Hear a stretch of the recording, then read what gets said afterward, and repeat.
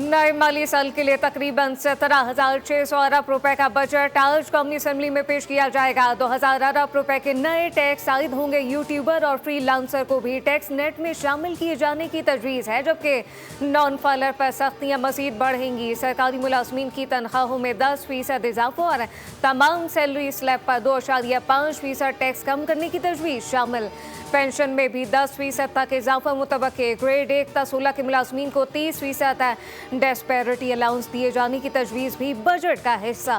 Pensioner के लिए भी 10% इजाफे का इम्कान। नॉन फाइलर के लिए बैंक से 50,000 रुपए से ज़्यादा कैश निकलवाने पर टैक्स की शरह 0.6% से बढ़ाकर 1.2% किए जाने की तजवीज़ शामिल। नॉन फाइलर से GST 18 से बढ़ाकर 20% किए जाने का इम्कान।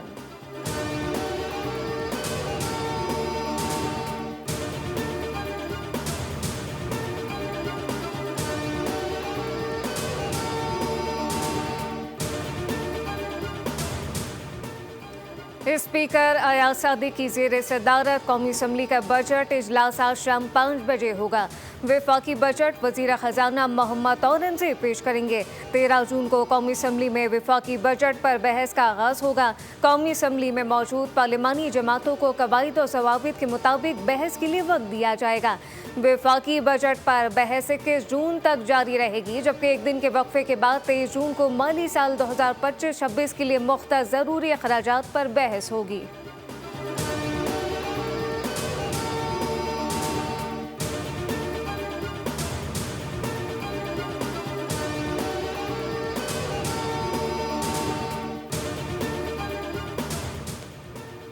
बजट में 2.5% की शरह से कार्बन लेवी आयद किए जाने की तजवीज़। पेट्रोलियम लेवी से 1,300 अरब रुपए हासिल करने का तखमीना लगा लिया गया। बजट में लेवी 78 रुपए से बढ़ाकर मरहलावार 100 रुपए फी लीटर करने की तजवीज़ शामिल। वफाकी तरक्याती बजट के लिए 1,000 अरब रुपए। रियासती मिल्कियती इदारों का तरक्याती बजट 355 अरब रुपए, जबकि सब्सिडीज़ के लिए 1,186 अरब रुपए मुख्तस किए जाएंगे। दरामदी सामान पर इजाफी कस्टम ड्यूटी में 2 से 3% कमी का इम्कान। सनती शोबे के लिए खाम माल की दरामद पर भी ड्यूटी में कमी मुतवक्के। दरामदी खाम माल पर विद होल्डिंग टैक्स ख़त्म करने या इसमें कमी की तजवीज़ दी गई। बड़ी कंपनियों के लिए सुपर टैक्स में बतदरीज कमी की इब्तदाई तजवीज़ भी बजट में शामिल।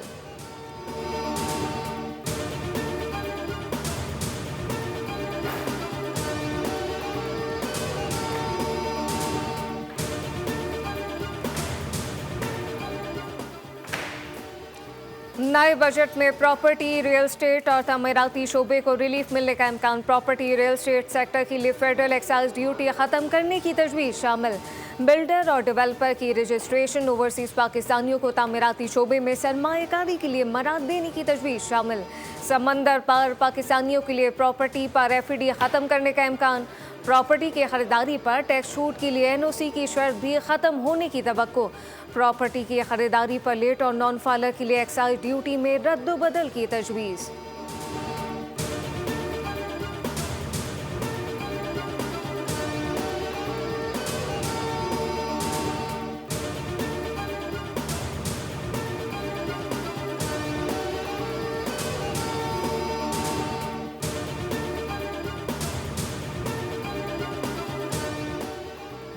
हुकूमत का बजट में पुरानी गाड़ियां सस्ती करने पर गौर। IMF को पुरानी गाड़ियों की दरामद पर टैक्सेस कम करने की तजवीज़ दे दी गई।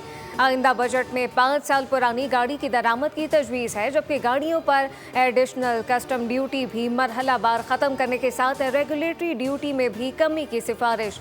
ऑटो सेक्टर पर नई रेगुलेटरी ड्यूटी लागू न करने की सिफारिश की गई, जबकि पुरानी गाड़ियों पर टैरिफ सालाना 10% कम करने की तजवीज़ शामिल। ऑटो सेक्टर पर नॉन टैरिफ रुकावटों को ख़त्म करने की सिफारिश है। 2030 तक ऑटो सेक्टर पर औसतन टैरिफ 6% से कम करने की सिफारिश की गई।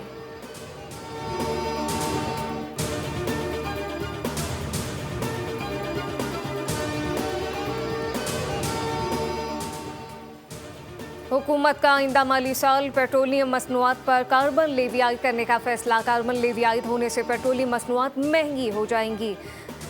वजारत ख़जाना के मुताबिक पेट्रोल और डीजल पर 1 जुलाई से 2 रुपए 50 पैसे फी लीटर कार्बन लेवी आयद की जाएगी। 2026 से 27 में फी लीटर कार्बन लेवी 5 रुपए होगी। कार्बन लेवी IMF के मुतालबे पर लगाई जा रही है।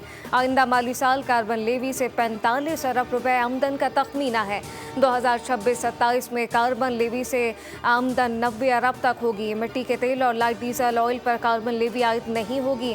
कार्बन लेवी से हासिल होने वाली आमदन ग्रीन बजटिंग के लिए इस्तेमाल होगी।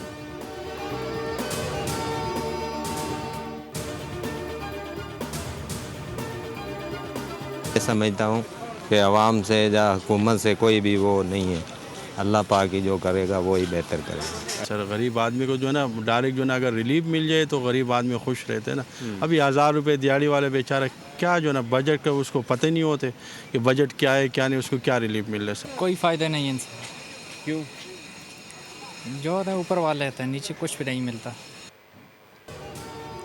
आमदनी अठन्नी खर्चा रुपया। आवाम को हमेशा की तरह इस बार भी बजट में रिलीफ मिलने की सिर्फ उम्मीद। कहते हैं कि आमदनी जितनी भी हो पूरी नहीं पड़ती। मकान का किराया, बिजली, गैस का बिल जेब पर पड़ता है भारी। जबकि दुहाई दी के हर साल कहते हैं अच्छा बजट आएगा, लेकिन अमीर तबका अमीर से अमीर तर और मिडिल क्लास मुसीबतों का शिकार रहता है।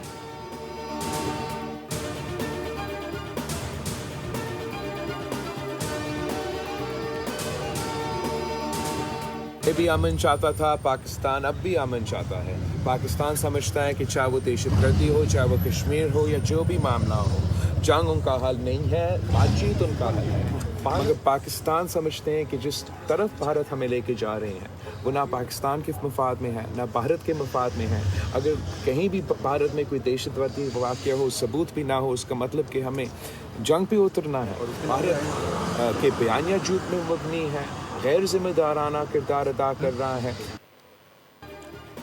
पाक भारत अवाम चाहते हैं नफरत और तकसीम के बयानिए को दफन कर देंगे। बरतानवी पार्लियामेंट के मेंबरान से मुलाकात के बाद बिलावल भुट्टो ने मीडिया से गुफ्तगू करते हुए कहा कि अरकान ने तफसील से पाकिस्तान का मौक़िफ़ सुना।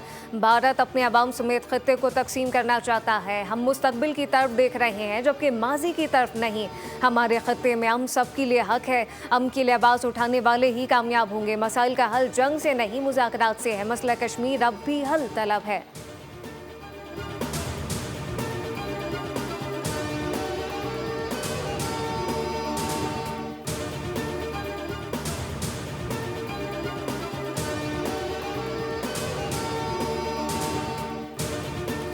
पाकिस्तान एक बदलता हुआ मुल्क है। हम बहुत संजीदगी से इस्लाहत कर रहे हैं। अफगानिस्तान के साथ हमारा बार बार बदलता हुआ ताल्लुक एक मुसलसल चैलेंज बना हुआ है। सेनेटर शरी रहमान का स्काई न्यूज़ का इंटरव्यू कहा कि भारत आज तक पाकिस्तान के खिलाफ कोई सबूत पेश नहीं कर सका और कोई इससे सवाल तक नहीं करता। पूरे खत्ते को यरगमाल बनाने वाला मुल्क दरअसल भारत है। हमारा पैगाम अमन का है मगर बगैर किसी कमज़ोरी के। भारतीय एजेंडा कौम परस्ती और तासुब पर मबनी है। हमने पहलगाम हमले की मजम्मत की, अफसोस का इजहार किया।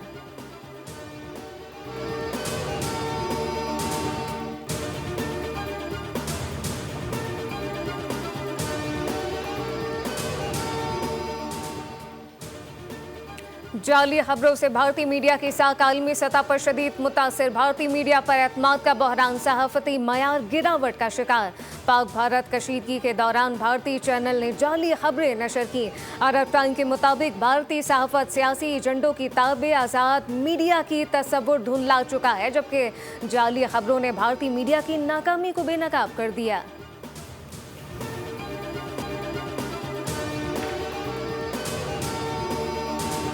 ईद कुर्बान पर भारत भर में गांव रक्षकों की दहशतगर्दी उरूज पर रही। मोदी की सरपरस्ती में हिंदू गुंडा राज और मुस्लिम शनाख्त होना जुर्म बना। गांव रक्षकों ने जानवरों की बाकियात ले जाने वाली गाड़ी को आग लगा दी।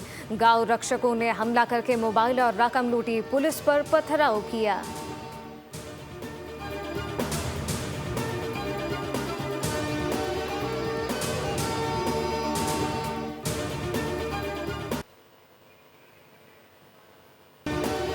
हाजियों की वतन वापसी पहली परवाज़ रात 11:50 पर जद्दा से रवाना होगी, जो कल सुबह 3 बजे इस्लामाबाद पहुंचेगी।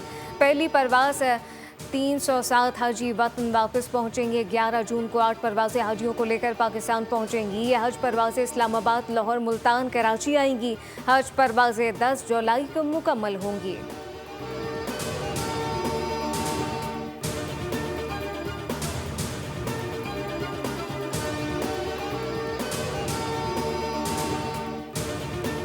मुल्क भर में आज भी गर्मी की लहर बरकरार। कराची में समंदरी हवाएं बहाल। पंजाब में 12 जून तक हीट वेव और शदीद गर्मी रहेगी। दर्जा हरारत मामूल से 4 से 7 डिग्री तक जायद रहेगा। महकमा मौसमियात के मुताबिक इस्लामाबाद, खैबर पख्तूनख्वा में मौसम गर्म और खुश रहेगा। ताहम कश्मीर और गिलगित बल्तिस्तान के चंद इलाकों में हल्की बारिश का इम्कान।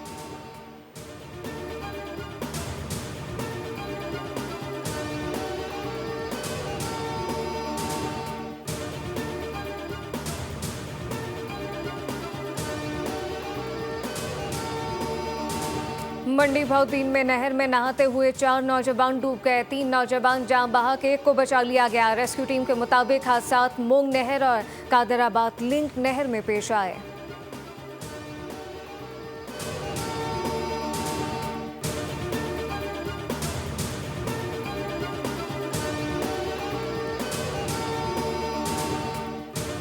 और पिंडी भटिया में बस की छत पर सवार मुसाफिर हादसे का शिकार। मुसाफिर बस के दरख्त से टकराने के बाद 3 अफराद जान बहक हो गए। हादसे में 18 मुसाफिर जख्मी। मुसाफिर बस मुजफ्फरगढ़ से गुजरात जा रही थी।